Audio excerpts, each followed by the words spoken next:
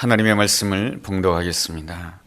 눈의 아들 여호수아가 제사장들을 불러 그들에게 이르되 너희는 언약궤를 메고 제사장 7은 양각나팔 7을 잡고 여호와의 궤 앞에서 나아가라 하고 또 백성에게 이르되 나아가서 그 성을 돌되 무장한 자들이 여호와의 궤 앞에서 나아갈지니라 하니라.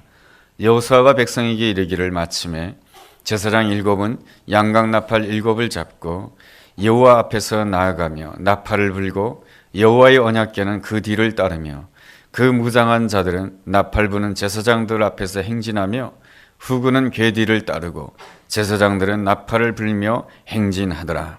여호수아가 백성에게 명령하여 이르되 너희는 외치지 말며 너희 음성을 들리게 하지 말며 너희 입에서 아무 말도 내지 말라. 그리하다가 내가 너희에게 명령하여 외치라 하는 날에 외칠지니라 하고 여호와의 궤가 그 성을 한 번 돌게 하고 그들이 진영으로 들어와서 진영에서 자니라. 어제부터 소치에서 동계올림픽이 진행이 되었습니다. 많은 선수들이 참여하고 있는데요. 그 가운데 기독교인들도 참 많이 있습니다. 올림픽에 참여하는 선수들에게 있어서 올림픽을 준비함에 있어서 극복해야 될 여러 가지 문제가 있지만은 그 중에 가장 어려운 문제가 무엇인가 하니 부상을 극복하는 것이라고 합니다. 이 부상을 당하게 되면은 운동을 할 수가 없죠. 그렇게 되면은 국가대표가 되는 것도 어렵고 또한 올림픽에 나간다 할지라도 좋은 성적을 거둘 수가 없게 됩니다. 그런 점에 있어서 이 부상을 잘 극복하는 것은 매우 중요한 일입니다. 예수님을 잘 믿는 한 봅슬레이 선수에 대한 이야기입니다. 그 선수도 역시 부상으로 인하여서 1년 반 동안 아무것도 할 수 없었다라고 합니다. 아무것도 할 수 없을 때에 그가 한 것이 있습니다. 무엇이냐면 하나님께 기도하는 것이었습니다. 평소에 내가 건강하고 힘이 있다고 생각되었을 때는 새벽 기도를 하지 않았거든요. 그런데 부상을 당하게 되면서 운동할 수 없게 되자 기도하면서 하나님을 의지하게 되었습니다. 이렇게 열심히 운동을 하다가 국가대표가 되기를 원해서 지난해 3월에 국가대표 선발전에 나갔지만 그만 떨어지고 말았습니다. 그럼에도 불구하고 하나님께서 나를 꼭 국가대표로 세울 것이다라고 하는 그 소망을 가지고 다시금 준비하였습니다. 국가대표 선수 가운데 결혼이 있어서 그런 건지 7월 달에 다시금 국가대표를 선발하는 그러한 시간에 참여하게 됩니다. 그래서 7월에는 국가대표가 되어서 이번에 소치에서 열리는 동계올림픽에 나가게 되었습니다. 그는 인터뷰하는 동안에 내내 늘 하나님으로부터 시작해서 하나님으로 끝나는 그의 이야기를 들을 수가 있습니다. 참 젊은 사람이지 않습니까? 그런데 하나님을 사모하는 마음이 얼마나 큰지 모릅니다. 그 앞에는 넘어서야 될 부상이라고 하는 그 커다란 문제가 있었습니다. 그렇지만 그 부상을 통해서 하나님께서는 그의 마음을 얻으신 것입니다. 이 봅슬레이 선수는 올림픽 경기에 나가서 아주 좋은 성적을 얻기를 간절히 원할 것입니다. 그렇지만은 하나님께서 원하는 것은 조금 다릅니다. 그 모든 과정을 통해서 하나님께서는 그 봅슬레이 선수의 마음을 얻기를 원하는 것입니다. 하나님은 우리의 마음을 얻고 싶어서 얼마나 이렇게 노심초사하시는 그런 하나님이신지 모릅니다. 하나님은 마치 우리를 향해서 이 짝사랑하시는 그러한 분과도 같습니다. 하나님이 우리를 얼마나 사랑하시는가 스바냐서 3장 17절에는 이렇게 말씀해 주고 있습니다. 그가 너로 말미암아 기쁨을 이기지 못하며 너를 잠잠히 사랑하시며 너로 말미암아 즐거이 부르며 기뻐하신다라고 말씀해 주고 있습니다. 내가 없으면 마치 안 되는 것처럼 하나님께서는 나를 부르시고 나로 말미암아 기쁨을 이기지 못하신다라고 말씀해 주고 있습니다. 그러한 하나님의 놀라운 사랑 때문에 오늘 내가 이 자리에 앉게 되어서 하나님께 예배드리는 복된 사람이 된 줄로 믿습니다. 하나님께서는 이스라엘 백성들을 선택해 주셨습니다. 이스라엘 백성들은 400년 동안 애굽 땅에서 노예 생활하던 사람들이었습니다. 땅도 없는 사람이었고 주권도 없는 사람이었습니다. 마치 집시 같은 인생들이었습니다. 그런데 하나님께서 그 연약한 이스라엘 백성들을 선택해 주셨습니다. 그리고 그 이스라엘 백성들의 마음을 얻고 싶어 하였습니다. 그 놀라운 사랑 때문에 하나님께서는 그 이스라엘 백성들을 위하여서 땅을 약속해 주셨습니다. 젖과 꿀이 흐르는 땅, 가나안 땅을 약속해 주셨습니다. 하나님께서 준비해 놓으신 그 축복의 땅에 들어가기 위해서는 반드시 넘어서야 될 첫 번째 관문이 있는데 그 성이 바로 여리고 성입니다. 성공하는 습관을 가진 사람들이 말하는 공통점 한 가지가 있습니다. 무엇이냐면 무엇인가 일을 새롭게 시작할 때는 첫 번째 일에 반드시 성공해야 된다는 것입니다. 첫 번째 일에 성공을 해야만이 그 다음으로 나아갈 수 있다라고 하는 것입니다. 첫 번째 일에 실패를 하게 되면은 사람이 위축감을 가지게 되고 낙심을 가지게 됨으로 인해서 뒤로 물러서게 됩니다. 그러므로 이 첫 번째 관문에서 성공하는 것은 얼마나 중요한 것인지 모릅니다. 40년 전에 이스라엘 백성들이 가나안 땅을 정탐할 때 첫 번째 관문에서 실패를 하게 됩니다. 그래함으로 인해서 이스라엘 백성들은 40년 동안 한 발자국도 앞으로 나가지 못하는 그러한 어려움을 겪게 됩니다. 이제 40년이 지난 이후에 다시금 첫 번째 관문을 만나게 되었습니다. 그 성이 바로 여리고 성인 것이죠. 이 여리고 성은 약 11m가 되는 그러한 높은 성벽이라고 합니다. 그뿐만 아니고 그 여리고 성은 천연의 요새로서 여리고 성을 오르기 위해서는 약 35도의 경사진 그러한 언덕을 올라가야 된다라고 합니다. 그러한 점에 있어서 이 여리고 성을 정복한다라고 하는 것은 대단히 어려운 일입니다. 그런데 말이죠, 하나님께서는 이 여리고 성을 이스라엘 백성들로 하여금 정복하게 하셨습니다.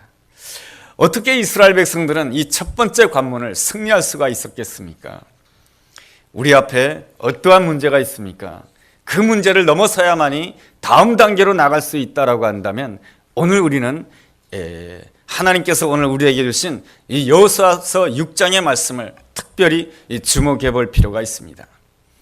먼저 이스라엘 백성들은 온전히 하나님을 주목하였습니다. 하나님을 주목하는 이스라엘 백성들에게 하나님께서 내리시는 명령이 있습니다. 그것이 뭐냐 하면은 여리고성 전투를 앞두고 여리고성 전투를 위해서 무기를 준비하라, 그런 말씀하지 않으셨습니다. 하나님께서 그들에게 명령을 내린 것은 매우 특별하였습니다. 여리고성을 돌라고 하는 것입니다. 하루에 한 바퀴씩 엿새 동안을 돌라고 하는 것이죠. 그리고 일곱째 날에는 7번 돌라고 하는 것이 하나님의 명령이었던 것입니다. 그런데 어떻게 돌냐면은 말이죠, 맨 앞에 여호와의 제사장들이 서게 됩니다. 그리고 그 다음에는 뭡니까? 여호와의 언약궤가 뒤따르게 됩니다. 그리고 맨 앞에는 무장한 자들이 서게 되고, 그리고 맨 뒤에 역시 무장한 자들이 서게 됩니다. 이것은 무엇을 의미합니까? 여리고성을 돌 때에 철저하게 여호와의 제사장과 여호와의 언약궤를 지키라고 하는 하나님의 뜻이 있는 것입니다. 그리고 여호와의 제사장이 맨 앞에 설 때에 다들 무엇을 잡고 있냐면은 양각 나팔을 붙잡았습니다. 보통 전쟁을 할 때는 쇠나팔을 사용하게 됩니다. 이 쇠나팔이 좀 소리가 자극적이고 전쟁할 때 쓰는 나팔은 주로 쇠로 된 나팔이라고 합니다. 그런데 이 여리고성 전투에서는 양의 뿔로 만든 양각 나팔로 불라고 만듭니다. 양각 나팔은 언제 사용하는 것입니까? 바로 예배 시에 사용하는 것입니다.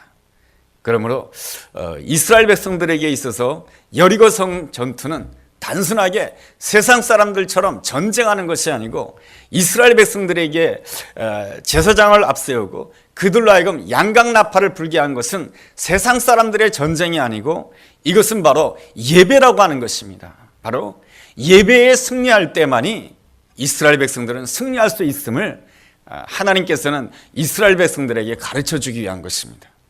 그리고 또한 무장한 자들이 이 여호와의 제사장과 이 여호와의 언약궤를 보호하게 만들었습니다.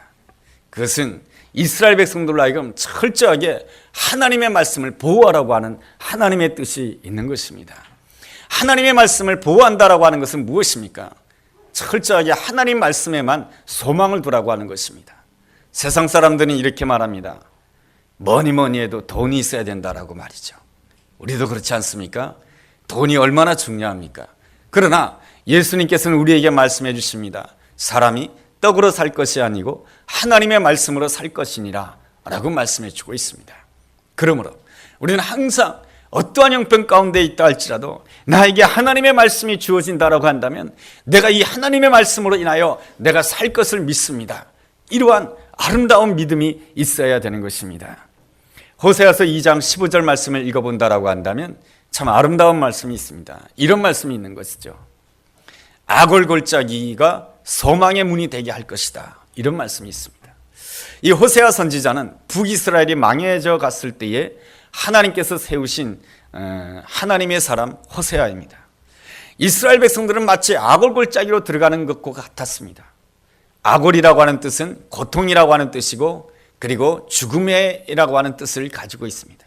이스라엘 백성들은 점점 망해감으로 인하여서 죽음과 같은 그러한 고통의 골짜기 가운데로 들어가고 있었습니다. 그랬을 때 하나님께서 호세아 선지자를 통해서 주신 말씀은 무엇이냐면 이 아골골짜기가 소망의 문이 되게 할 것이다 라고 말씀해 주십니다. 하나님께서는 이 아골골짜기를 어떻게 소망의 문으로 만들어 주십니까? 예수님께서 이 아골골짜기에서 십자가에 못 박히셨습니다. 우리가 우리 자신의 죄로 말미암아 영원히 죽었어야 했는데 예수 그리스도께서 우리를 대신해서 아골골짜기에서 십자가에 못 박히신 것입니다. 그리함으로 인하여서 주님께서 우리에게 어떠한 문을 열어주셨습니까? 부활의 문을 열어주시고 영생의 문을 열어주신 줄로 믿습니다. 그러므로 말씀을 보호한다라고 하는 것은 세상 사람들이 야 예배가 밥 먹여주냐? 말씀이 밥 먹여주냐? 그렇다 할지라도 우리는 철저하게 그들 앞에서 그렇다라고 하는 것입니다. 예배가 밥 먹여주고 말씀이 우리의 밥을 먹여주고 예배가 바로 우리에게 영생의 문을 열어주고 부활의 문을 열어주고 소망의 문을 열을 줄로 믿습니다. 이것이 바로 우리가 말씀을 보호하는 아름다운 모습인 줄로 믿습니다. 무장한 자들이 이 여리고성을 돌 때에 가장 보호했던 것은 바로 여호와의 제사장과 이 하나님의 말씀을 보호하였습니다. 이스라엘 백성들은 이것을 너무나도 잘 알고 있어서 여러분 이스라엘 백성들이 나라를 잃어버린 지 몇 년 만에 다시금 나라를 찾게 됩니까? 2000년 만에 나라를 찾게 됩니다. 2000년 동안 나라 없이 지낸다라고 하는 것은 그 민족이 세계에 흩어져서 나라가 없게 되는 것이 당연한 이치인 것입니다. 그런데 이스라엘 민족은 2000년 만에 다시금 나라를 만드는 그런 놀라운 일을 감당하게 됩니다. 어떻게 그런지 아십니까? 여러분 이스라엘 백성들은 나라 없이 사는 가운데서도 두 가지는 보호했습니다. 하나 하나님의 율법의 말씀은 보호하였고요. 또 하나 보호했습니다. 랍비를 보호했습니다. 아무리 남의 땅에 가서 살고 아무리 내 나라가 없이 살아도 그들은 랍비에 대해서 책임을 졌고 그리고 그들은 하나님의 말씀을 철저하게 지켰습니다. 이 두 가지를 지킴으로 인하여서 이스라엘 백성들은 하나님의 때에 다시금 이스라엘을 건설할 수가 있었던 것입니다. 오늘 우리의 삶 가운데 여리고가 있다 할지라도 우리가 하나님의 말씀에 온전히 소망을 두게 되었을 때 하나님께서는 우리로 하여금 그 여리고성을 넘어서서 하나님께서 예비해 놓으신 새로운 단계의 축복으로 나가게 해줄 줄로 믿습니다. 우리는 하나님의 말씀에 소망을 두고 앞으로 나가야 되는 것입니다. 하나님께서 우리로 하여금 앞으로 나가게 할 때에 그렇게 특별한 명령을 내리지 않습니다. 여리고성을 돌라고 하는 것입니다. 그렇게 어려운 것 같지 않은데 말이죠. 하나님께서 또 한 가지를 말씀하십니다. 무엇을 말씀하십니까? 이 침묵하라고 말씀하십니다. 10절이 그런 말씀이죠. 여러분 우리는 오늘 10절의 말씀을 잘 주목해 볼 필요가 있습니다. 여호수아가 백성에게 명령하여 이르되 너희는 외치지 말라라고 이렇게 말씀해 주고 있습니다. 우리는 무엇인가 이루기 위해서는 항상 내가 외쳐야 된다라고 생각합니다. 기싸움을 해가지고 내가 승리하려면 내가 먼저 외쳐야 된다라고 생각합니다. 나에게 불이익이 있으면 내가 외쳐야만이 내가 무엇인가 얻을 수 있다라고 생각하지만 성경에서는 우리에게 말씀해 주십니다. 너 앞에 여리고성이 있느냐? 감당할 수 없는 문제가 있느냐? 그렇다라고 한다면은 믿음으로 하나님을 바라보면서 여리고성을 돌라고 하는 것입니다. 그럴 때 해야 될 가장 중요한 것이 무엇인가? 외치지 말라라고 하는 것입니다. 어느 부인이 이 부부싸움의 문제 때문에 아주 고민이 많았습니다. 이 부부싸움이 잦다가 보니까 부부간에 자꾸만 멀어지게 되는 거예요. 안 되겠다 싶어가지고 친구의 소개로 한 정신과 의사를 만나게 됩니다. 정신과 의사에게 자기의 이야기를 하게 되었을 때 이 정신과 의사가 이 부인에게 부인의 이야기를 가만히 듣더니 부인, 우리 병원에 부인을 위해서 아주 즉효약이 있습니다. 이 약물을 부인이 먹는다라고 한다면 반드시 부부관계가 회복이 될 것입니다. 그 약을 주세요. 그렇지만은 이 약을 먹을 때에 지켜야 될 것이 있습니다. 그것이 뭐냐 하면은 이것은 약물인데 부부싸움 하기 전에 이 약물을 먹으라는 것입니다. 약물을 먹고 3분 동안 넘기지 말라고 하는 것이죠. 그래서 3분이 지난 다음에 그 약물을 이렇게 넘기라고 하는 것입니다. 알겠다라고 이제 집에 돌아갔습니다. 그날 밤도 무사히 넘기지 못하고 부부싸움이 시작되었습니다. 이 부부싸움이라고 하는 것이 뭐 별걸로 시작합니까? 별거 아닌 걸로 다 시작하는 것 아니겠습니까? 그죠? 이렇게 부부싸움이 시작되었을 때 의사 선생님이 해주신 말씀이 기억이 났어요. 그래가지고 약물을 꺼내가지고 그 한 적당한 양을 입에다가 넣었습니다. 그리고 3분을 기다렸다가 꿀꺽 삼켰어요. 여러분 3분 동안 뭐 하게 됩니까? 말 못하는 거죠. 그렇게 하다가 보니까 이 부부싸움이 점점 그치게 되고 이 부부간에 이렇게 좋은 관계가 되었습니다. 이 부인은 너무나도 기분이 좋았어요. 약효가 너무나도 잘 나타나서. 그래갔는데 약이 다 떨어졌어요. 그래가지고 병원에 다시 찾아가서 선생님, 선생님이 주신 그 약이 너무나도 효과가 좋습니다. 그런데 약이 다 떨어졌어요. 그래서 약을 한 병 더 달라고 하는 것입니다. 그러자 의사 선생님이 미소를 지으면서 부인, 그 약물은 맹물에다가 색소 탄 거예요. 그러니까 바로 부인이 남편과의 관계가 회복될 수가 있었던 것은 3분 동안 침묵했기 때문입니다. 그 3분의 침묵이 부부간의 관계를 회복시킬 수 있었던 것입니다. 라고 이렇게 상담을 해 주었다는 것입니다. 침묵이 소중한 이유가 무엇입니까? 바로 침묵은 바로 하나님이 역사하실 아름다운 공간을, 빈 공간을 만든다라고 하는 것입니다. 여러분, 내가 외치는 이유가 무엇입니까? 내가 결론 내고 싶어 하는 것입니다. 내가 판단하고 싶어 하기 때문에 그렇습니다. 내가 채우고 싶어 하기 때문에 그렇습니다. 여러분, 내가 채우면 무엇으로 채우게 됩니까? 원망으로 채우게 됩니다. 내가 외쳐서 채우면은요, 상처로 채우게 됩니다. 내가 외쳐서 채우면 분노로 채우게 됩니다. 모세를 비롯한 이스라엘 백성들이 애굽 땅을 나와서 홍해 앞에 서게 됩니다. 홍해 앞에 서게 되었을 때 이스라엘 백성들이 어떻게 합니까? 저마다 다 자기 목소리를 냅니다. 자기 목소리를 전부 다 내는데 그 말에 공통점 한 가지가 있습니다. 뭡니까? 우리는 죽었다라는 것입니다. 원망의 소리요, 낙심의 소리입니다. 절망의 소리인 것입니다. 그랬을 때 모세가 이스라엘 백성들을 향해서 뭐라고 선포를 하게 됩니까? 잠잠하라, 침묵하라, 여호와께서 싸우신다. 내가 침묵할 때 하나님이 역사하시는 아름다운 공간을 만들게 되는 것인 줄로 믿습니다. 우리가 침묵함으로 인하여서 하나님이 역사하실 빈 공간을 만들게 되었을 때 우리는 무엇을 만나게 되냐면 하나님의 흔적을 만나게 되는 것입니다. 하나님의 바람의 흔적을 만나게 되는 것입니다. 하나님의 바람이 불어오게 되었을 때 내 앞을 가로막고 있는 홍해바다가 갈라지게 되고, 그리고 내 앞에 길이 없다라고 생각되었던 그 홍해에서 길이 열려지는 놀라운 역사가 일어났습니다. 이것이 바로 하나님의 능력의 흔적 아니겠습니까? 하나님께서는 오늘 우리에게 말씀해 주십니다. 내 앞에 여리고성이 있을 때 외치지 말라고 말이죠. 침묵하라고 말이죠. 침묵하는 것이 바로 하나님이 역사하시는 빈 공간을 만드는 것이며, 그것이 그 빈 공간 가운데 하나님이 역사하시는 흔적이 있게 된다라고 하는 것입니다. 하나님의 그 능력의 역사를 만나게 되는 그 시간을 만난다라고 한다면 우리는 얼마든지 내 앞에 있는 여리고성을 뛰어넘게 되는 귀한 은혜를 누리게 될 줄로 믿습니다. 우리가 하나님의 흔적을 잘 만나기 위하여서는 나의 소리를 죽일 줄 알아야 됩니다. 여러분 10절 말씀을 다시 한번 주목해 보시기 바랍니다. 그런 말씀이 있죠. 맨 처음에는 너희는 외치지 말라고 했습니다. 두 번째는 무엇입니까? 너희 음성을 들리게 하지 마라. 너의 소리가 들리게 하지 마라. 나의 소리가 무엇입니까? 나의 판단입니다. 나의 소리가 무엇입니까? 나의 생각입니다. 나의 소리가 무엇입니까? 내 주장인 것입니다. 주님께서는 침묵하라고 말씀하십니다. 너의 소리를 죽이라고 말씀해 주시는 것입니다. 나의 소리를 죽이는 사람을 겸손한 자라고 말을 하는 것입니다. 겸손이라고 하는 것은 나를 하찮게 보는 것이 아닙니다. 나를 하찮게 보는 것은 경멸하는 것입니다. 경멸과 겸손은 엄연히 다른 것입니다. 겸손이라고 하는 것은 무엇입니까?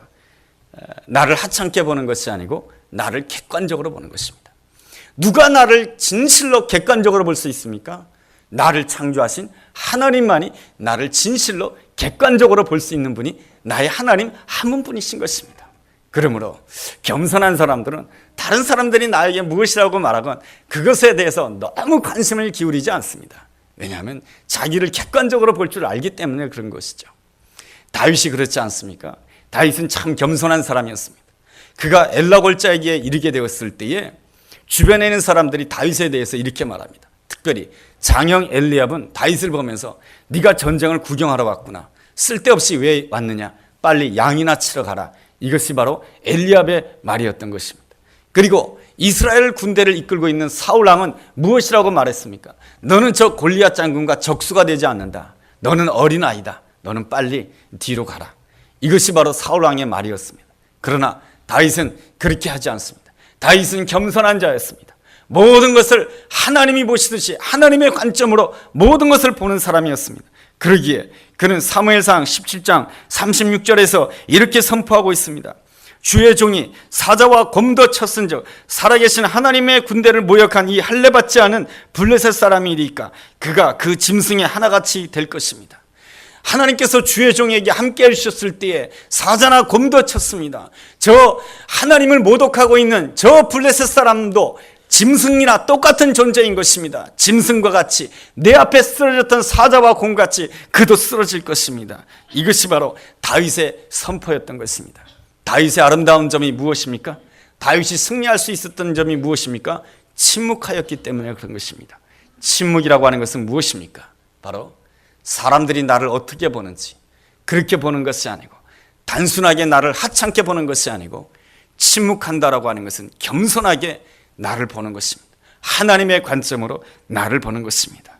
그럴 때 우리는 하나님께서 함께 해주시는 놀라운 은혜를 누릴 수가 있게 되는 것입니다. 또한 침묵이라고 하는 것은 무엇입니까? 10절 하반절에 보면 이러한 말씀이 있습니다. 너희 입에서 아무 말도 내지 말라라고 하십니다. 침묵이라고 하는 것은 무엇입니까? 첫 번째로 외치지 않는 것이며 두 번째로 너의 목소리가 들리지 않게 하는 것이며 세 번째로는 너희 입에서 아무 말도 내지 말라고 하는 것입니다. 주님께서는 뭐라고 말씀하십니까? 아무 말도 내지 말라고 하는 것입니다. 왜 이스라엘 백성들로 하여금 여리고성을 돌면서 아무 말도 내지 말라고 하는 것입니까? 이스라엘 백성들이 말을 내었다라고 한다면 무슨 말을 내었겠습니까? 참 여호수아도 정신이 없는 사람이지.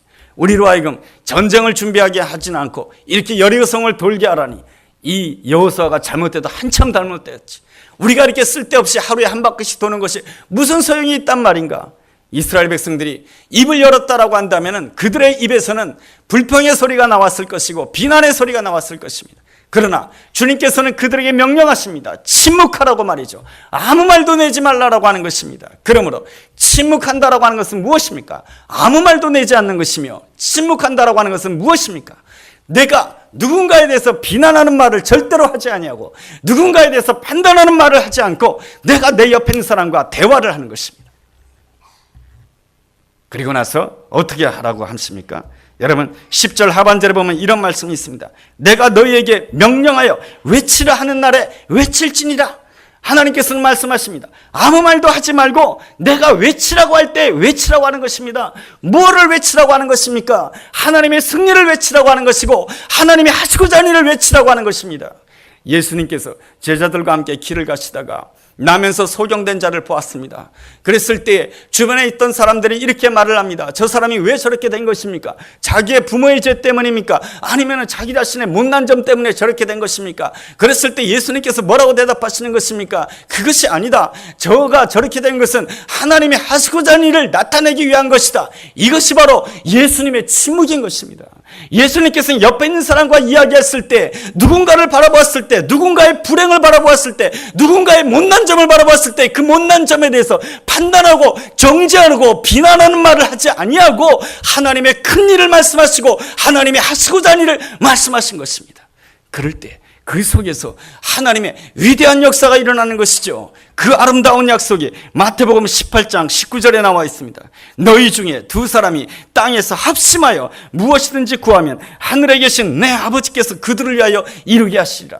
두세 사람이 모여서 예수 그리스도의 이름으로 모여서 합심하여 모여서 기도한다고 한다면, 합심하여서 모여서 기도한다고 하는 것이 무엇입니까? 두 사람이 모여서 기도할 때 누군가를 비난하지 않고 누군가를 판단하지 않고 정죄하지 않고 오직 하나님의 큰 일을 두 사람이 합심하여 하나님이 하시고자 하는 일을 선포하게 되었을 때 하늘에 계신 아버지께서 그 모든 두 사람의 간구를 이루어 주신다라고 하는 것이 마태복음 17장에 나와 있는 놀라운 하나님의 약속이며 여리고성을 무너뜨리게 하는 하나님의 능력의 역사인 줄로 믿습니다. 우리가 문제 앞에 서 있습니까? 그러면 나도 모르게 외치고 싶습니다. 누구 때문이라고 말이죠. 우리가 문제 앞에 서 있으면 환경 탓이라고 외치고 싶습니다. 이것은 나 때문이 아니고 다른 사람 때문이라고 외치고 싶습니다. 그럴 때 주님께서 오늘 이 여호수아서 6장의 말씀을 통해서 나에게 말씀해 주십니다. 오직 주님을 바라보라고 말이죠. 오직 여호와의 언약궤를 보아라고 말이죠. 그 가운데서도 소망을 놓치지 말라라고 말이죠. 그러면서 여리고성을 돌라고 하십니다. 그 문제를 돌라고 합니다. 돌 때에 침묵하라고 하십니다. 침묵한다라고 하는 것은 하나님이 역사하실 빈 공간을 만드는 것입니다. 내가 결론 내는 것이 아니죠. 내가 말하게 되면 어떤 말을 하게 됩니까? 죽게 돼 있다, 틀렸다, 그 말밖에 못해. 그러나 내가 침묵한다라고 하는 것은 하나님을 기다리는 것이며 하나님이 역사하실 빈 공간을 만드는 것이죠. 그랬을 때 하나님의 바람이 불어와 하나님의 흔적을 만나게 되는 줄로 믿습니다. 여러분, 하나님의 사람의 아름다운 점이라고 하는 것은 무엇입니까? 모든 사건 속에서 하나님의 흔적을 만나는 것입니다. 주여, 오늘 내가 힘이 들지만 내가 침묵하겠습니다. 그러니 하나님 앞에 드린 이 공간 가운데 하나님의 흔적을 만나게 하여 주시옵소서. 여러분, 침묵한다라고 하는 것은 무엇입니까? 겸손한 것이죠. 세상 사람들이 나에 대해서 말하는 것으로 나를 평가하는 것이 아니고 하나님의 관점으로 나를 보는 것이죠. 또한 침묵한다라고 하는 것은 다른 사람에 대해서 비난하거나 다른 사람에 대해서 탓하지 않으면서 말을 하는 것입니다. 그랬을 때에 하나님께서는 약속해 주십니다. 하나님이 채우시고 하나님이 이루신다라고 하시는 것입니다. 하나님께서 우리가 침묵함으로 우리 앞에 있는 이 문제 앞에서 온전히 순종함으로 나아간다라고 한다면 하나님께서는 내가 반드시 넘어서야 될 이 여리고성을 넘어서서 하나님께서 예배해 놓으신 새로운 세계, 축복의 세계, 그 다음의 세계로, 그 다음의 세계는 내 생각을 뛰어넘는 세계인 것입니다. 얼마나 놀랍습니까? 하나님께서 내 자녀들에게 다음의 세계로 인도해 주신다고 합니다. 하나님께서 우리 교회를 다음의 세계로 인도해 주신다고 하십니다. 하나님께서 내 사업의 세계를 다음의 세계로 인도해 주신다고 하는 것이죠. 여러분, 이러한 기대를 가지고 여러분은 오늘 침묵함으로, 내가 하고 싶은 말 많지만 내가 채운다고 해서 되는 것이 아닙니다.